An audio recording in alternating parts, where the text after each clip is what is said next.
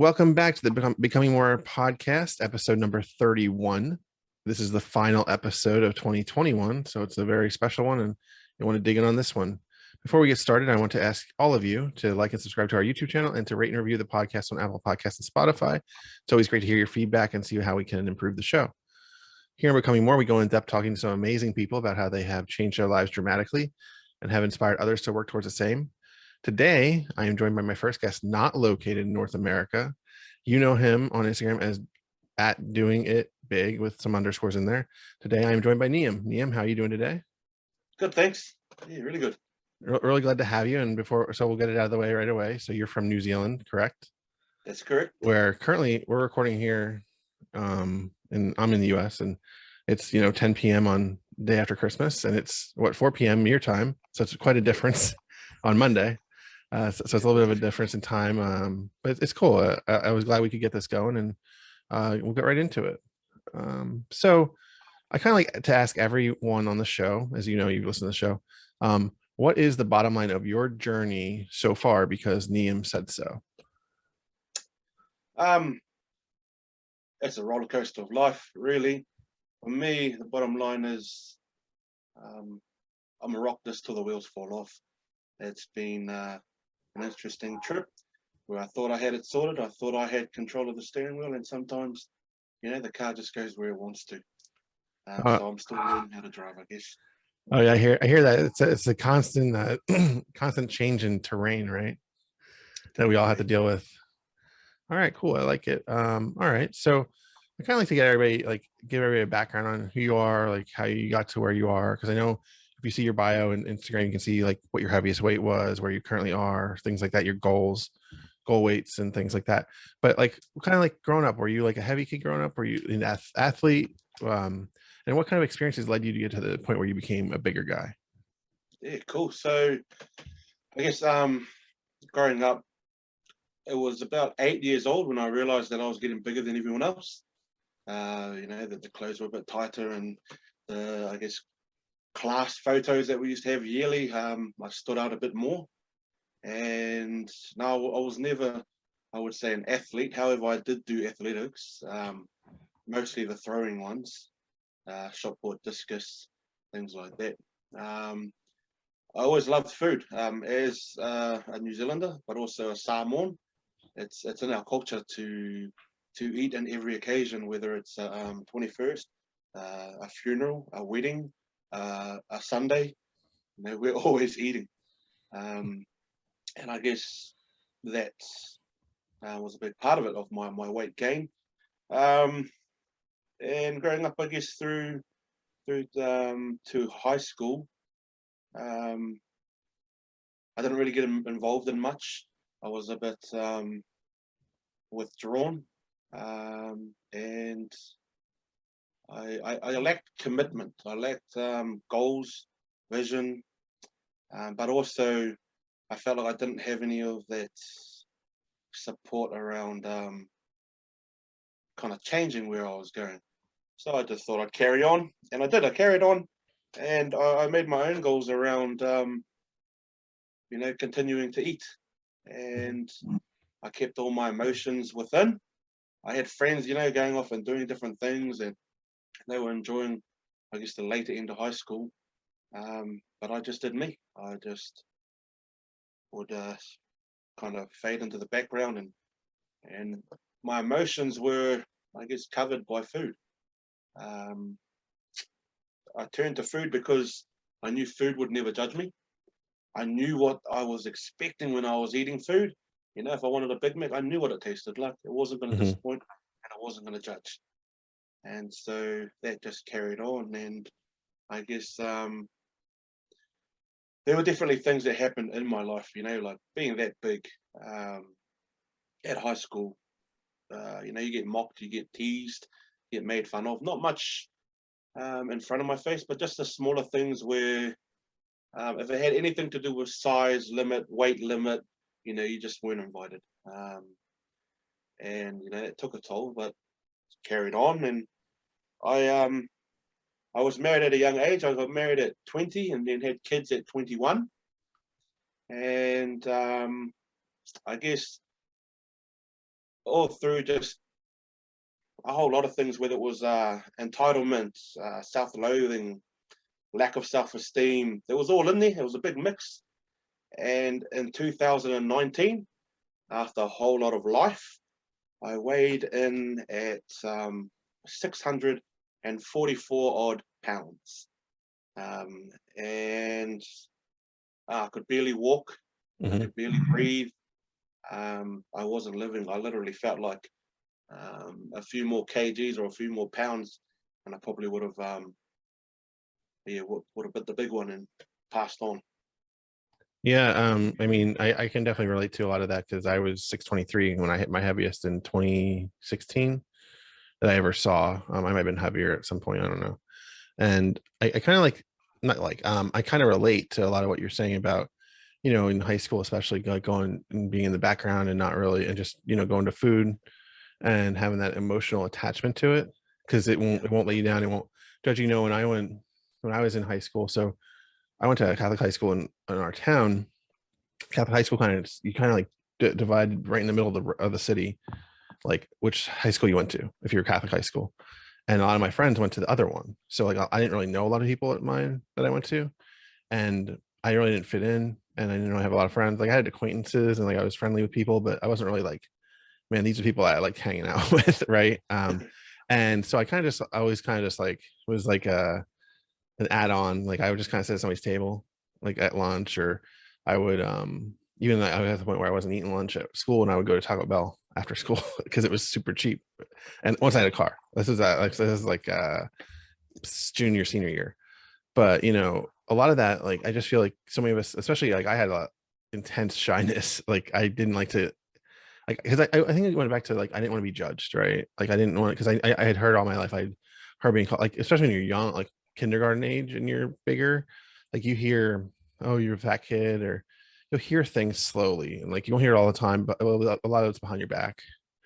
But then over time it just compounds and compounds, and then you get to the point where you're like, well, I don't want to deal with these people anymore. Like I these aren't people I want to be around. So then you just go to food. And I definitely relate, and I think a lot of people listening relate, because a lot of us in the community get to a point where we're like that, where we just like have this unhealthy attachment to food. So it's good to hear, because sometimes when we hear people on these shows, it's like a lot of like positivity about how they've overcome their food addiction, but actually talking about it really helps, I think, for people that are stuck in it, right? So yeah. So you kind of said that you hit in 2019, you hit like your highest weight of 644. Did you have any like factors other than seeing that number that led you to like wanting to change? And was it just like the number and like the not being like the walk, like not being able to maybe walk too easily? Is that really what made you want to make changes in your life? Yeah, I guess it was a combination. Like going back to, I think, 2016, I wanted to make changes. I think I was sitting at about 560 or 580 or something pounds, and I tried. Like that's when I started my Instagram page. I was like, yeah, I'm gonna do it, and I posted my first video, and I was like, I'm gonna do this. I don't really care what anyone says. I just want to document it. But then like yeah, I didn't post anything for the next 2 years, so obviously it didn't go that well. Oh, I hear you there, because I actually joined Instagram by like 20. So I had if you know my story, I had a pulmonary embolism in 2016, and then in early 2017, I joined Instagram with a personal account, not even this becoming bread account I use now. Yeah. And I was just kind of like a lurker and like seeing people, and I'm like, man, I could like, some of these people were like big, like I was, and I was like, I could do this, but then it took me almost 2 more years before I actually started. Similarly to you, it's amazing. It's amazing that you like we obviously know what it takes, what we need to do. Like we know we need to do these things, but we just keep like kicking that can down the road till we finally do it. And it's a can too, because you kick it and then you finally do it, and then yeah, you find the can again and you're still kicking it. And so for me, that was it was actually in 2017 September, where I was sitting there and I was over it. And even though I got to a bigger stage, a lot bigger, in 2017, I was sitting there one day and thinking, man, I've been trying all these different things. I've tried all these little weight loss programs. I've tried, shakes. I've tried isogenics. I've tried everything, man. I was giving it all a go. Just wasn't working out for me. And so I got home one day and I thought, instead of walking inside, I'm going to try something different. I'm going to walk around my block. Man, I almost died that day because I forgot how, although I think my block was small, it was actually quite big for me at the time. And so it was from that day where I actually made some changes. But then in 2019 or 18, I got a new job that became very stressful, and then required a lot of time. And that's where I was introduced to Uber Eats. And that just, that was no good. I think I was actually keeping the lights on for Uber Eats here in New Zealand. I was sponsoring them very large amounts. And again, I decided to crawl into my cave and just be at home or be at work. And so the work that I was doing, I realized that everyone around me was doing all the physical work that I needed to do. They were helping me out, especially my brother-in-law, doing all the heavy lifting and all the work I was supposed to be doing. And I realized that I can't keep going like this. The number was really just, I guess, the final straw to see that number. And from there, I just knew that something had to change, or my family would lose their husband, their father, their son, whatever it is. And I wasn't ready to go. Yeah. Not really to go, man. There were so many other things I wanted to try and do. And so I just started by literally taking my plate and what I was going to eat and taking a few things off it. That's exactly where I started. Haven't gone back to that, even though that was the most efficient way. But I just did it slowly. Yeah, and that's those, like, I've talked about it many times, is those are those like small steps, that like the small changes that that are incremental, that you can kind of do consistently, because it's just such a small change. It's not like you went and or like, all right, no, I'm not gonna have any more of this food. It's all like salads and grilled chicken, right? Like you just kind of reduced a little bit, and like that's more, and that reduction will lead to like calorie deficit, because you'll have less, and obviously it worked, because you lost over 100 pounds, right? Yeah, it was good. Yeah, so with that one, it was the initial, I think with the reduction, I lost about 60 pounds straight off, and without even realizing it was just something that I was doing. But yeah, it was real simple. Didn't really have to think too much about that. Yeah. You didn't go into like macros, and is this enough, like carbs and proteins and fats and all that. It's just, it kind of makes it very easy, especially like when you're as large as we both were, right? Because we're both over 600 pounds at our heaviest. When you're 600 pounds, you're taking in many thousands of calories a day to maintain that weight. Like, it doesn't take, I remember so when I had my initial weight, I was like in the hospital. So I was on like a very restrictive diet that they gave me for like a week.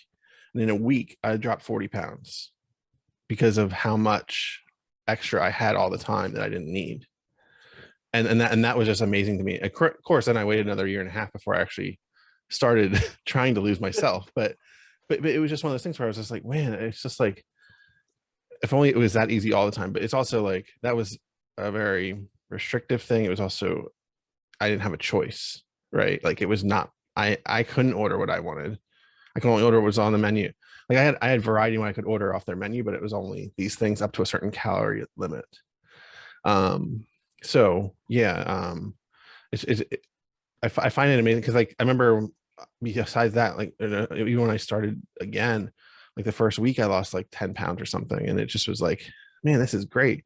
Of course, that then the second week comes and you don't lose the 10 pounds.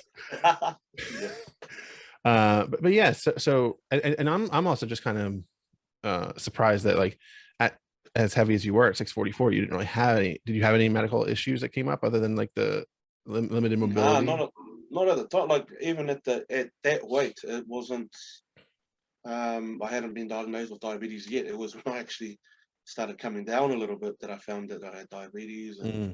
But apart from that, there was no real health issues, and that's why I guess I kept pushing, and that's why there was no kind of light bulb moment for me before then was that I felt like I was defying odds. I felt like I was fat, heavy, big, but healthy, and was in Hmm. this kind of world of denial. So I thought, oh, well, I'll keep pushing until the doc tells me otherwise. Yeah. Yeah, I get that too, because I mean, it's also when we're our sizes, right? You don't really want to go to the doctor. Like at least I know I didn't. And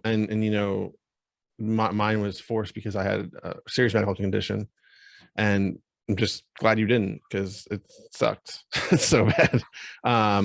So when you decided to change, you mentioned how you went about like just reducing the amount. Were you reducing like everything on the plate, or was it just certain things when you have No, it dinner was or lunch? whatever I had, whatever I ate. I just made sure that I literally made my plate or whatever. Even if I orders burgers or whatever, I just take one off or take a little bit off or cut that Okay. one in half.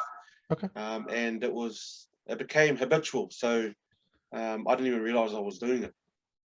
All right. Yeah. And again, I think that's great, because it at least gave you a simple way you could help yourself, right? So while you also did this, did you at the same time like start to increase activity levels, like maybe a little bit? I know you talked about a little bit of walking. Did you do anything else besides that, or was that pretty much it? At the start, because that's the thing with this with the initial from my biggest, I actually didn't document any of it because I don't want to. I don't want anyone to Hmm. see me at that size. Um, I'm the but same. I'm the same with you. Like I have no yeah, videos at my heaviest, or photos. Because even when I had photos taken, I would always crop them so you wouldn't see a lot of me in them.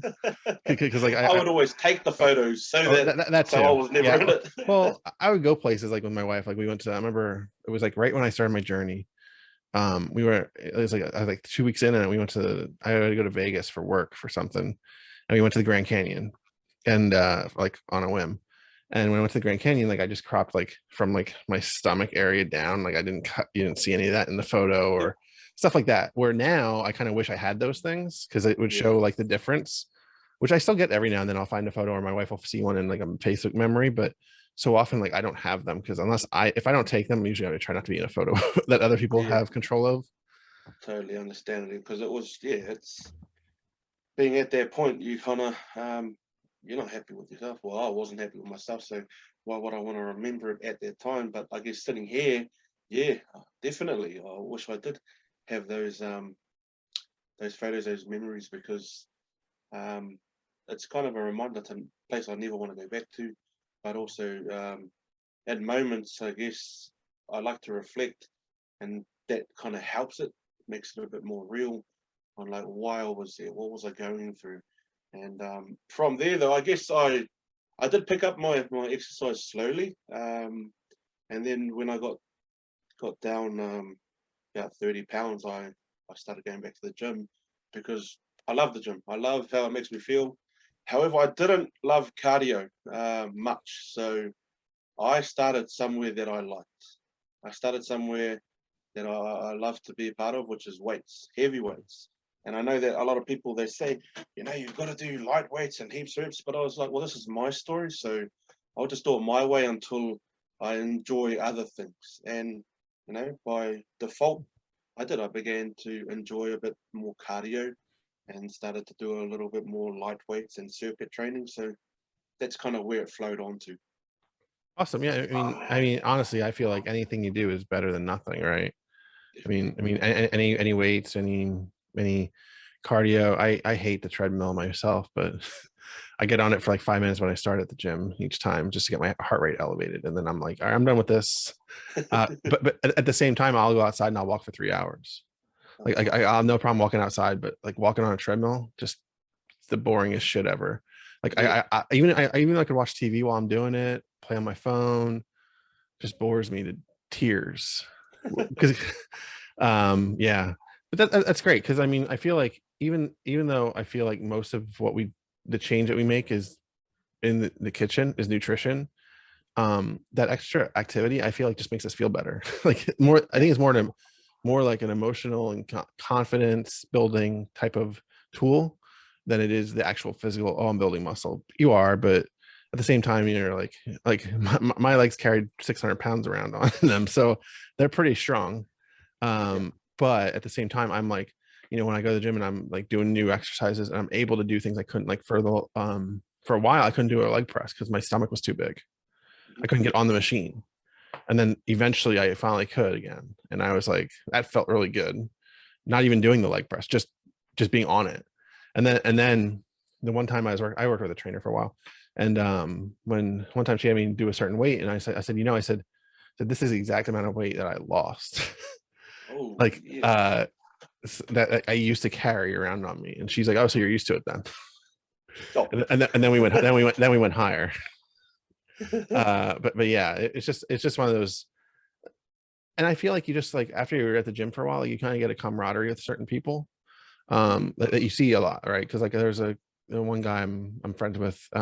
He follows me on Instagram now, and I think he listened to the show before. Like he was one of the like my first day, like he was the guy that he showed me around the gym and showed me the machines and stuff. And like after that, we just kind of like he'd always say hi to me because he knew me from that. He would say hi, and then we wound up just getting talking about Marvel stuff because one time because I have this water bottle here, right? You can't really see it, but I have a Captain America Yep. sticker, and he saw that, and he's like, oh, Marvel fan, and I was like, yeah, and then so we got talking. Went up talking for like 45 minutes about the Marvel Cinematic Universe. It's just like those kind of things can bond as well as being in the gym, right? It gives you a bigger circle of people too that you see than just like the same people all the time.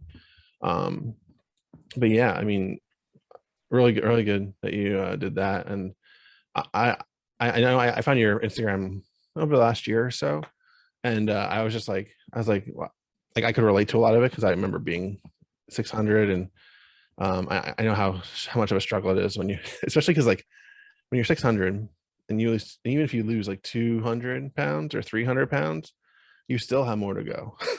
Yeah. And so, Yeah. so, so, so that's the biggest, like you kind of mentioned earlier about the car, right? When we started this, how the car is gone, you learn how to drive sometimes because you go off the track, right? And that's kind of how where I've been the last few weeks or few months, because I kind of went off track a little bit myself and gained some back, not a lot, but 40-ish pounds.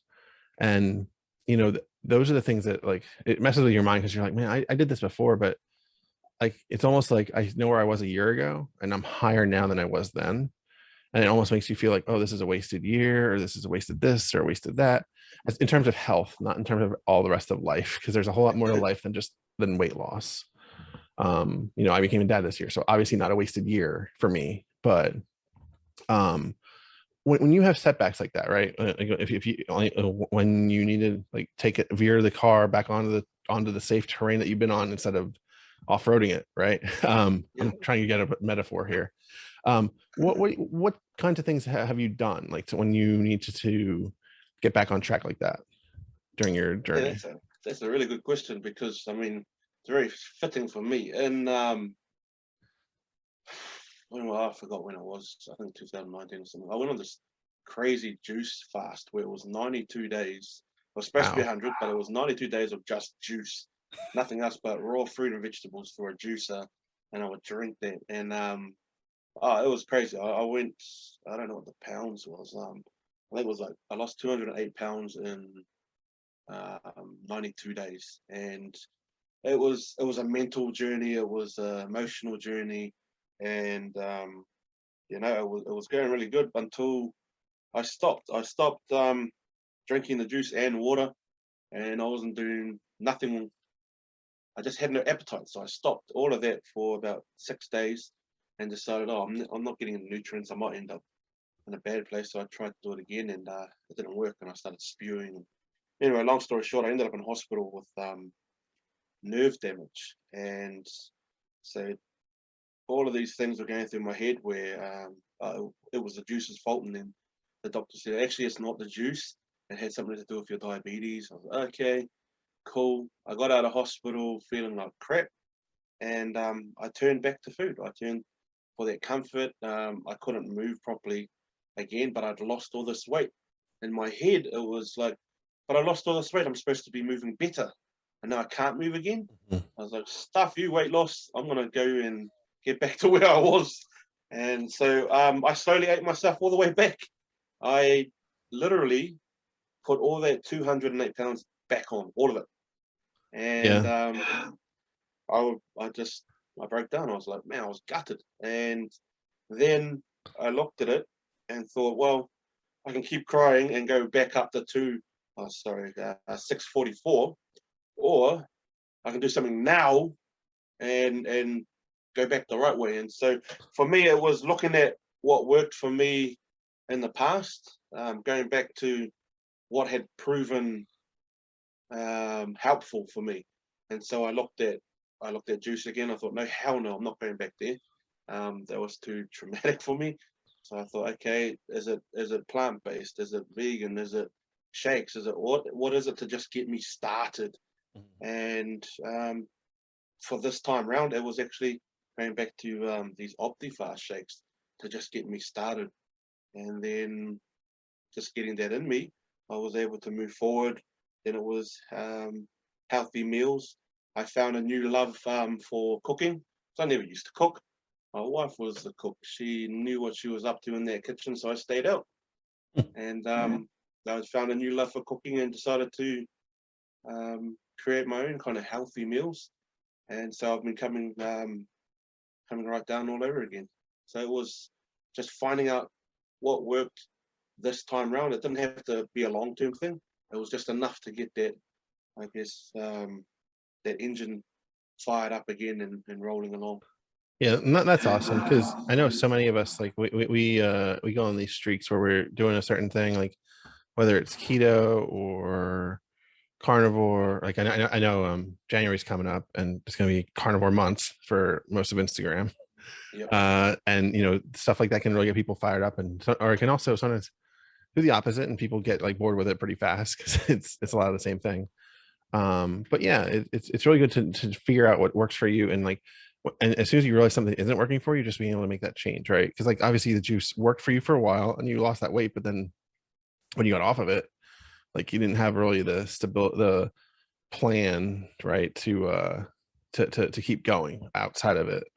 And I know I knew a few people that did the some of those like snake diets where they like fasted for Mm-hmm. like a month or Yeah, something, see that. like, which I'm somebody tried to get me to do it once, and I was like, because I was like, I know what's gonna happen. Like I'm gonna get really hungry, and then I'm gonna like just binge out of my mind, and Yep. and that's where I was like, I'm not doing that. But if it works for you, great. If it and a lot of times I've seen it works for people, and then sometimes it doesn't, and then they gain a lot of it back, and then and that's where I'm kind of like, my own recent regain. I don't, I know what I need to do, and I know I don't want to go back all the way up, but I'm also like not killing myself over it, right? I'm just I get these moments, these little moments of like, oh, I'm pissed off about it, and then I get mad at myself for a little bit, and then I'm like, all right, well, you can't really do anything about it by being pissed off about it. Can't fix it. It's just going to make me want to eat more because it's going to stress me out. So I just try to. It's kind of one of the things I open my desk drawer. I put that. I almost like I put that emotion in there, and I'm like, all right, you stay there for now, because it doesn't benefit me, right? Like Yeah. obviously it's kind of like you have kids, so you've seen the movie Inside Out. Yep. Okay, so you know Yep. how they say how like that movie at first it seems like, oh, sadness is a bad thing, but then by the end of the movie you realize that sadness is important. Like Yeah. it's important to have those emotions and being able to deal with them, and not just, I know I just said put it in the drawer, but like it's after I dealt with it. Like it's not just like, hey, but I'm not also not I dealt with it, but I'm not going to dwell on it, kind of thing. Yeah. And like that's what I feel is so important, is like, because if you dwell on it, like you can go into a dark place really fast, and then you can stay there a long time. And one of the lines that I used in some Instagram post a while ago was like, never like buy into your hype too much at your peaks when you're doing awesome, and never like dwell in the darkness of your lowest valleys, right? Because like Yeah. both are triggers that can just turn you so fast.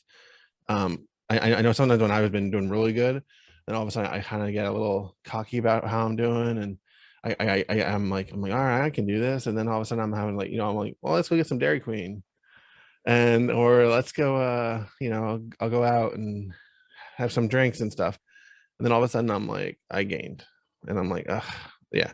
So that's always it's that ebb and flow, and it's like it's a for life thing. Like it's not going Yeah. away anytime soon. Like and I know you're Samoan, and I have to bring it up because you're the first like Samoan person I've had on the podcast as well. Um, and have you ever seen like The Rock's cheat meals? Oh yeah, oh yeah, Every time I man. see them, I'm like, I just wish I could be there one time. Like the sushi tray he has is just epic. And then like the cookies with like what like peanut butter like in Man, between those cookies and cookies. stuff. And I'm like, but you know that guy, he works out every day like Yeah, a madman, so he can easily handle that. But and even anyone could. It just like it's a matter of like fitting it into your program, right?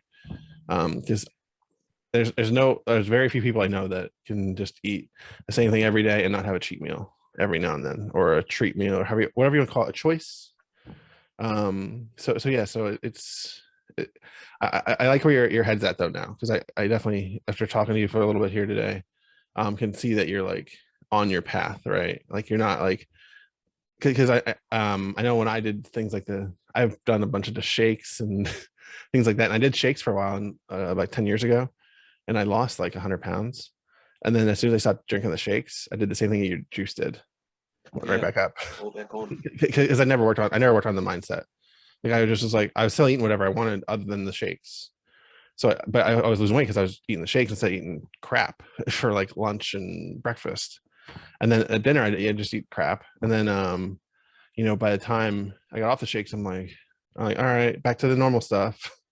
Yeah, And then you're like, okay, this isn't. But at the same time, I didn't think about it. I was just like, whatever. I'm the big guy. I'll be the big guy. And that's before health scares set in. So kind of talking about something more positive than some of the stuff I've been talking about. Um, I like to always ask people like some of their favorite non-scale victories, because I feel like that's an important step besides the scale number. What have been some of yours so far that you've had? um, that's a good question. I guess non-scale victories. Fitting into clothes is always a good one. Um, it's yeah, being able to. I guess I remember on Instagram one time. I had a workout video posted, and then someone messages, "Oh, you need some smaller shirts." And I don't realize that stuff. I just put my clothes on and go to the gym, and that was a bit of a a feel good non-scale victory moment where I was like, "Oh, I never really thought of it." It was those moments where you're too busy doing that you don't have time to reflect, and Mhm. so that was one of them. I guess another one, yeah, it's kind of I'm going back to it because I don't really do it right now, but is leaning forward onto my knees. I've never done that in my life. I never really did it, but when I got down, I think I'd got down under. I'd lost 200 pounds. I felt like my stomach wasn't in the way as it usually is, and I was able to lean forward and just lean on my knees, and I've never done that. It was like I almost had a lap. So to kind of have a lap was definitely a non-scale victory, man. I'll definitely claim that moment. Oh yeah, that definitely, man. I mean, I know once I had some skin surgery done a few years ago, and I had this excess fat and what it was gross. But when I got that removed, I was like, man, I can like put stuff in my lap now because I have a laptop. I have a laptop. I was always like balancing it on my stomach, Yep. and then I was like, I can actually put it on like my leg. Like this is new, Yeah. right? I mean, Yep. those are things that like are big, and I know sometimes people think, oh, that's what normal people do, but when we're this big, you don't do that. Cool. So that's awesome. So, kind of getting towards the end here, I always like to ask everybody about a hobby, interest, activity, venture. It can be anything you want, usually not weight loss or fitness related if possible. What I asked you about it yesterday, but what would be yours that you thought of for this? My hobby. It was not fitness related. I guess it's my shirts. I got into doing a bit of clothing. I've always wanted to do it since I was in senior at high school because I didn't have any clothes. But it was just sharing positivity on shirts.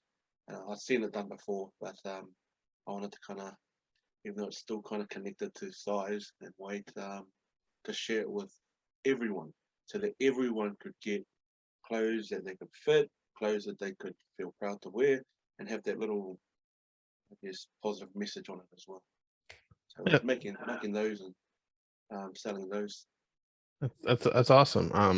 And I know you sell them. I know you have links on your Instagram in your bio to get the shirts.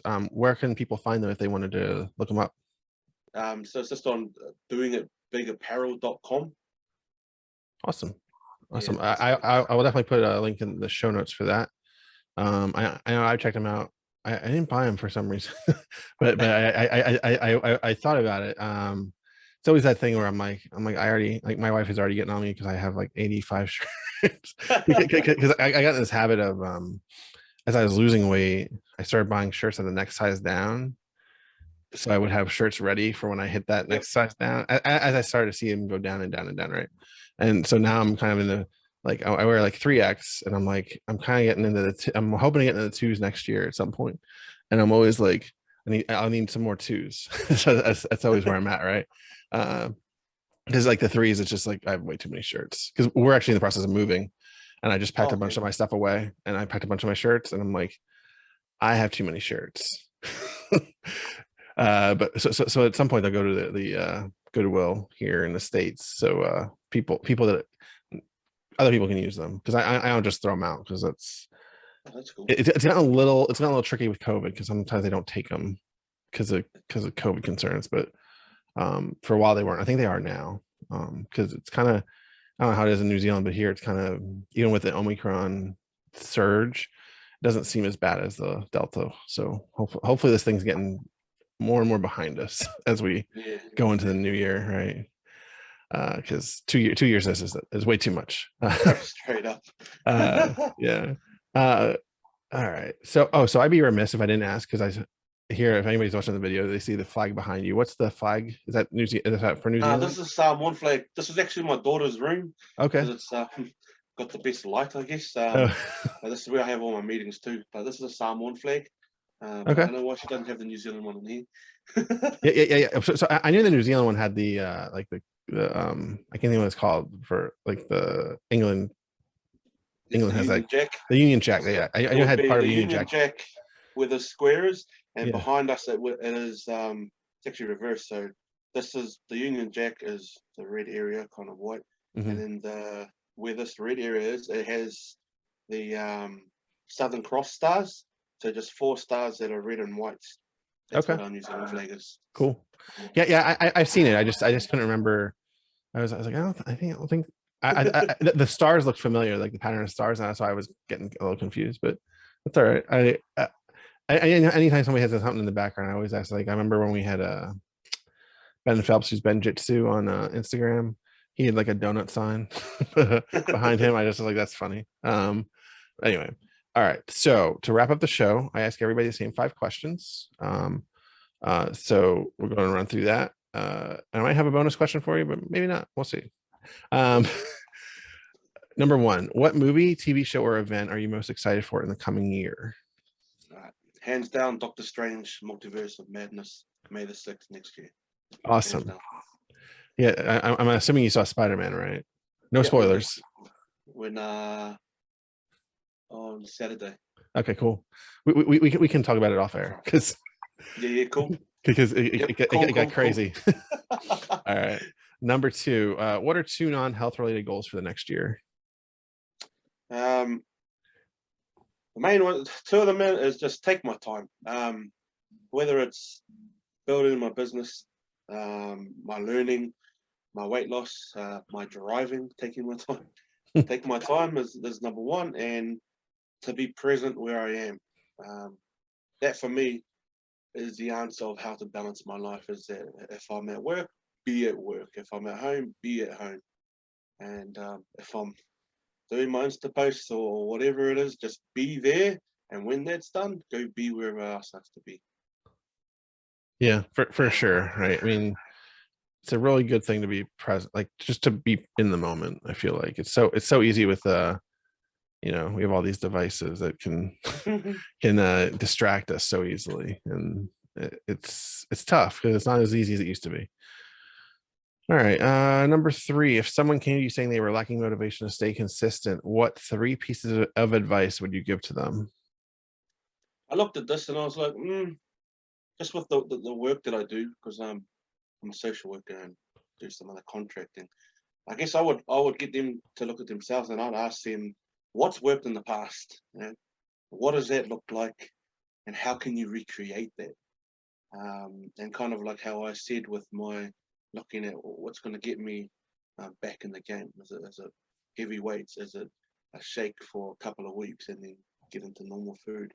And so it would be looking at that. And if they come back to me and say, well, it never worked and I've never had consistency in my life, I'd probably say small victories. I mean, if you look at it like everyone wants to have the gold bar, everyone wants to have the big chunky piece of gold. But watching these gold programs, I see all of those are created by small flecks, and just grabbing those small flecks and those small victories. And so it would then be focus on the small victories or the flecks of gold, and you'll get your gold bar. Nice. I like it a lot. The small changes, man, are like so important. It seems so silly, but Yep. especially when we know it's like you have a long goal, long road ahead, and Yeah. small ones are what get you through. All right. Number 4. What have you discovered about yourself during your journey or transformation that surprised you the most? Inner strength. That's my surprise. Like for me, I self-sabotage. I'm very hard on myself, and when I do it before I've even tried something, I become, I guess, yeah, I'm just stuck in the mud. And when I've actually given things a go and got over that fear, I've surprised myself every single time. So it's just strength. I'm stronger than I think, or than I believe at the time. Yeah, that's so true for so many. All right, question number 5. If in 150 years science fails to save us and all that is left is a book about your life, what would the title be, and what would the blurb tell us about Neum? Man, so this was hard, eh? But I came up with Where True Riches Lie. This book would be about a young boy that was destined for greatness, but was, I guess, taught to believe a different life. He was taught to believe that he wasn't destined for greatness, that he would amount to nothing. However, when he became of age to create his own goals and his own dreams, he was able to find a belief in himself, and because of that belief, receive the tools and the things that he needed to be able to become what he had always believed inside. And from that, from the becoming, he found what was really important around family, around time, around service, around charity, around the true meaning of life and giving, rather than, I guess, what he was told. Nice. I like it, man. The I love the title. That's a and I just like I like that question a lot because it gives everyone a chance to give a different answer. Like some of the other questions can have similar answers, right? So it's always fun to see that one. Um, so I don't have a bonus question because there's I always like to throw it in there that there might be a bonus question, but I really just wanted to say I appreciate you coming on. I especially making time, and I know you get the family and all the other stuff going on, so it's always great to have people on that have different perspectives, and especially you, who we're on opposite sides of the world, and we're doing this, so it's always technology is amazing. So I wanted to ask you before we finish if there's anywhere people can reach out to you on the internet, Instagram, wherever, if you want to plug it now, and then I'll add those to the show notes as well. Cool. Just firstly, thank you so much, Brett. I really appreciate what you're doing, the positive vibes that you're sharing, man, because definitely what I'm about, and I'm grateful for you doing this, man, and us connecting. So you can catch me on Instagram at doing_it_big. Pretty much the same on TikTok if you want to go see me do other stupid stuff and dances. Apart from that, you can catch our apparel, doingitbigapparel.com. And yeah, that's us. Awesome. And like I said, all those links will be in the show notes for TikTok, Instagram, and the website, and people can search you out and see what you got. All right, I want to thank everybody for listening or watching this episode all the way to the end. You made it. Congratulations. Thank you for that. Make sure you check out the show notes, like I said. And be sure to check out my website, becomingbrett.com. You can follow me on Twitter and Instagram at becomingbrett, the show on Instagram at becomingmorepod. Until next time, give us a 5-star review or DM me what you think about the show, and maybe we can make some changes. And make sure you come back next week to learn how we can all become more.